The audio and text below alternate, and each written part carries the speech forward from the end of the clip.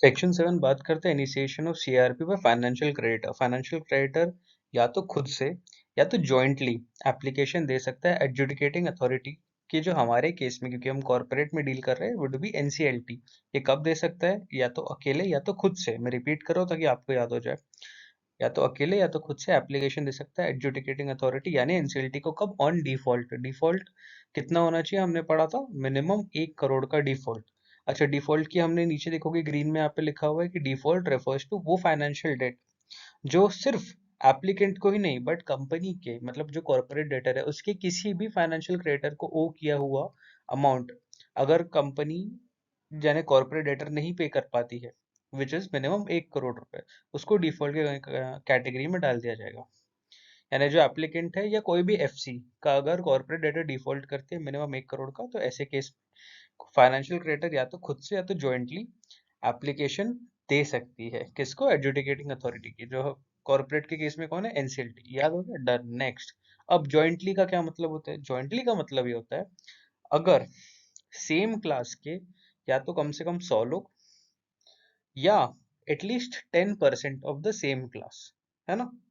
बहुत बड़ा रहा तो कम से कम 100 लोग।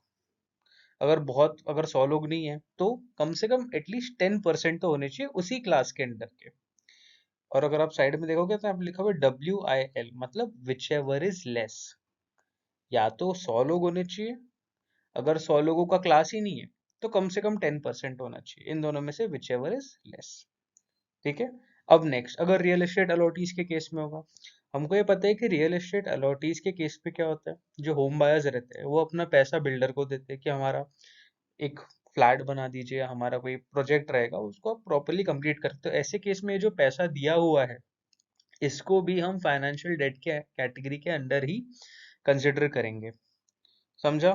तो होम बायर्स भी फाइनेंशियल क्रेडिटर्स का दर्जा रखते हैं। ऐसे केस में होम बायर्स कैसे कर सकते हैं? या तो इटसेल्फ या jointly application to adjudicating authority यानी एनसीएलटी को हो गया on default of minimum 1 crore rupees. कैसे? या तो जॉइंटली या इटसेल्फ। जॉइंटली करेंगे तो सेम केस, या तो कम से कम 100 लोग होने चाहिए या एटलीस्ट 10% लोग होने चाहिए उसी प्रोजेक्ट के या तो कम से कम 100 लोग होने चाहिए या तो 10% होने चाहिए, which ever is less. Clear हो गया इतना? अब आगे बढ़ते हैं कि कैसे करेंगे फाइनेंशियल क्रेडिटर। अगर आप एप्लीकेशन बना रहे हो तो एप्लीकेशन आपको करना पड़ेगा फॉर्म नंबर 1 के अंदर। एफसी का form number 1 financial creditor form number 1 में डालेंगे। कैसे डालेंगे? इलेक्ट्रॉनिक मैनर में डालेंगे, मतलब ऑनलाइन इलेक्ट्रॉनिक मैनर में किया जाएगा और 25,000 रुपए साथ में फीस पे की जाएगी एप्लीकेशन के साथ। तो फाइनेंशियल क्रेडिटर क्या करेगा? कौन हो सकता है? पहले फाइनेंशियल क्रेडिटर भैया जिसने कंपनी को पैसा दिया है। अब वो अकेले दे सकता है तो जॉइंटली दे सकते हैं। किसको एप्लीकेशन देगा? एडजुडिकेटिंग अथॉरिटी को। कॉर्पोरेट पर्सन के केस में कौन पड़ता है? वो पड़ता है एनसीएलटी। कितने का कम से कम डिफॉल्ट होना चाहिए? कम से कम 1 करोड़ का डिफॉल्ट होना चाहिए। क्या वो अकेले दे सकता है? अकेले दे सकता है। क्या वो जॉइंटली दे सकता है? जॉइंटली दे सकता है। जॉइंटली की क्या कंडीशन है सर? देखो, दो कंडीशन है। या तो अगर बहुत बड़ा ग्रुप है सेम क्लास का तो कम से कम 100 लोग होने चाहिए, नहीं तो एटलीस्ट 10% होना चाहिए। इन दोनों में से जो भी कम होगा, या तो 10% या तो 100 लोग, जो भी कम होगा इसमें से अलाउड है। अब रियल एस्टेट अलॉटीज का केस है तो उसके केस में क्या किया जाएगा? वो फाइनेंशियल क्रेडिटर के अंडर एप्लीकेशन देंगे अपना, बराबर है। जो अब अकेले दे सकते हैं, अकेले दे सकते हैं। किसको देंगे? एडजुडिकेटिंग अथॉरिटी को देंगे। जॉइंटली दे सकते हैं। कैसे देंगे? वही सेम कंडीशन है, या तो कम से कम 100 लोग होने चाहिए सेम प्रोजेक्ट के, या मिनिमम 10% होना चाहिए, which ever is less. Default का मतलब होता है सर कि ऐसा फाइनेंशियल डेट जो ना कि सिर्फ एप्लीकेंट को बट कॉर्पोरेट डेटर के किसी भी फाइनेंशियल क्रेडिटर को ओ किया हुआ है, उसको डिफॉल्ट की कैटेगरी में डाल दिया जाएगा। डिफॉल्ट कितना होता है? मिनिमम 1 करोड़ रुपए का। याद हो गया? रट गया? फाइनेंशियल क्रेडिटर कौन से एप्लीकेशन में डालेगा? वो डालेगा फॉर्म नंबर 1 में। कैसे डालेगा? ऑनलाइन डालेगा। कितने रुपए के साथ डालेगा? 25,000 रुपए के साथ डालेगा मात्र। अब इसके साथ उसको और क्या क्या चीजें डालनी पड़ेगी? एप्लीकेशन तो हमने डाल दिया, फॉर्म 1 हमने भर दिया, हमने 25,000 रुपए जमा कर दिए। हम देने वाले इलेक्ट्रॉनिक मैनर में। हम देने किसको वाले? हम एडजुडिकेटिंग अथॉरिटी को देने वाले, जो हमारे केस में कौन है? क्योंकि हम कॉर्पोरेट है तो एनसीएलटी है। अब एप्लीकेशन के साथ हमको और क्या क्या चीजें देनी पड़ेगी? एक रिकॉर्ड ऑफ डिफॉल्ट। हमको ये भी तो प्रूव करना पड़ेगा ना, एटलीस्ट हमको ये बताना पड़ेगा कि सर डिफॉल्ट हुआ था। डिफॉल्ट हमने क्या, कम से कम 1 करोड़ का डिफॉल्ट हुआ होगा, तब जाके ही तो हम एप्लीकेशन फाइल कर सकते हैं। तो रिकॉर्ड ऑफ डिफॉल्ट जो हमने इंफॉर्मेशन यूटिलिटी के साथ जमा किया है, या कोई भी ऐसा record of evidence of default as may be specified, हम इसको आगे बहुत डिटेल में पढ़ेंगे इन द डिफरेंट वीडियो। फिर ये सिर्फ रिवीजन के लिए, ओवरव्यू के लिए। फिर नेम ऑफ द आरपी।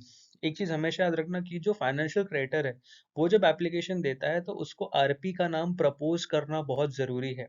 और आरपी का नाम प्रपोज करना होगा तो आरपी को भी तो पता होना चाहिए कि उसका नाम प्रपोज किया जा रहा है। तो ऐसे केस में आरपी का भी कंसेंट लिया जाएगा इन फॉर्म नंबर 2।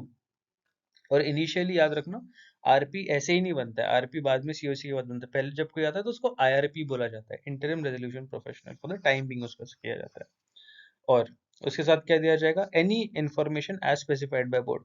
मतलब मेरे को एक एप्लीकेशन में 4 चीजें डालनी, इतना तो मेरे को पता चल गया। पहला फॉर्म 1 आ गया, form 1 electronic form, electronic manner में डालना था हमको 25,000 रुपए के साथ, ये चीज क्लियर होगी। उसके बाद आ जाता है हमारा रिकॉर्ड ऑफ डिफॉल्ट, हमको एक डालना पड़ेगा जो या तो हमने आयु के साथ जमा किया होगा या कोई और एविडेंस जैसा स्पेसिफाइड किया होगा।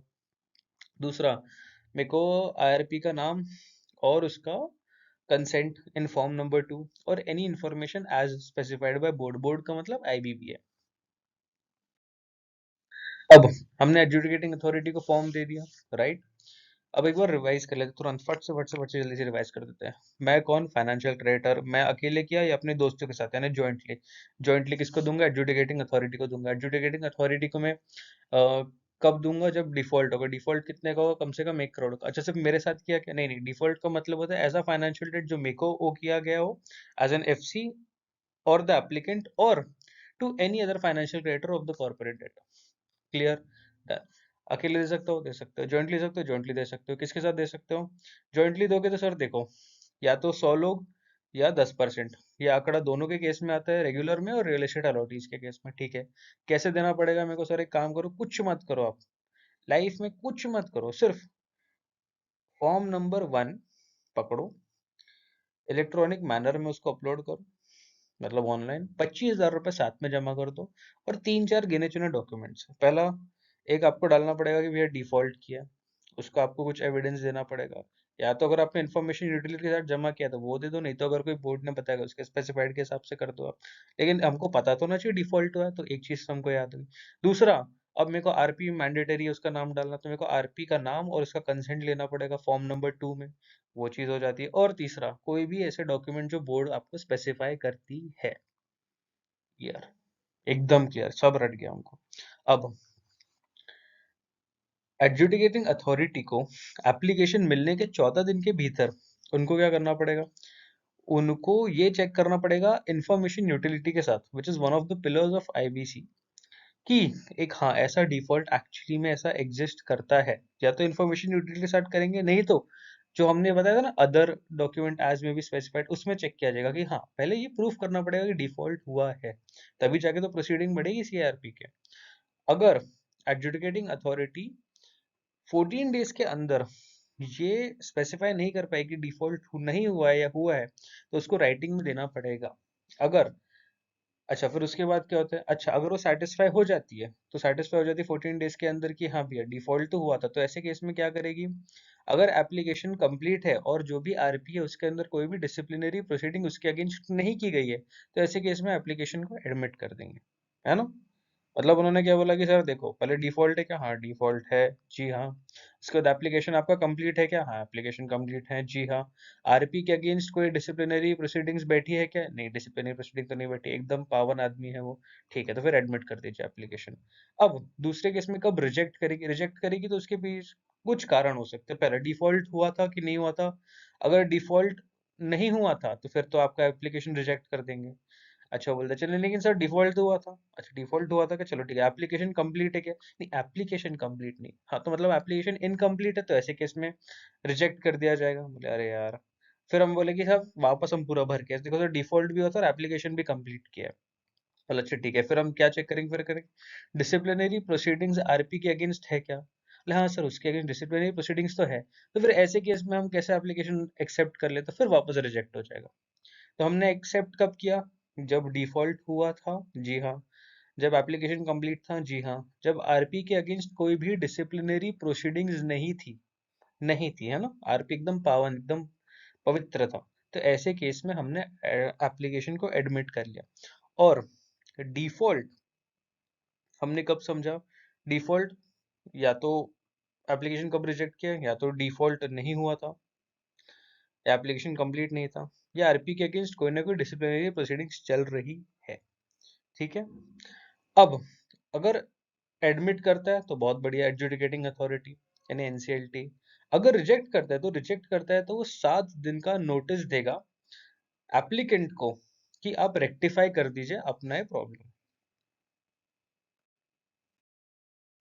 अब सीआरपी किस दिन कमेंस की जाएगी? सीआरपी उस दिन कमेंस की जाएगी जिस दिन जो एप्लीकेशन है उसको एडजुडिकेटिंग अथॉरिटी एडमिट करती है। So the CRP commences from the date of admission of application by adjudicating authority. किस दिन से सीआरपी हमारी शुरू हुई? भैया जिस दिन एप्लीकेशन को एडमिट किया गया था एनसीएलटी के द्वारा। और दूसरा कि अगर एप्लीकेशन एक्सेप्ट होता है या रिजेक्ट होता है, अगर तो भी 7 डेज के अंदर financial creditor and the corporate debtor को या तो एक्सेप्ट होता है तो बता दिया जाएगा, या तो रिजेक्ट होता है तो बता दिया जाएगा। इनको कम्युनिकेट करना विद इन 7 डेज इंपॉर्टेंट है। ये बहुत सिंपल था, एकदम इजी वे में बताया। वीडियो थोड़ा सा लंबा हो गया बट ये देखने के बाद आपको हमेशा याद रहेगा। Thank you.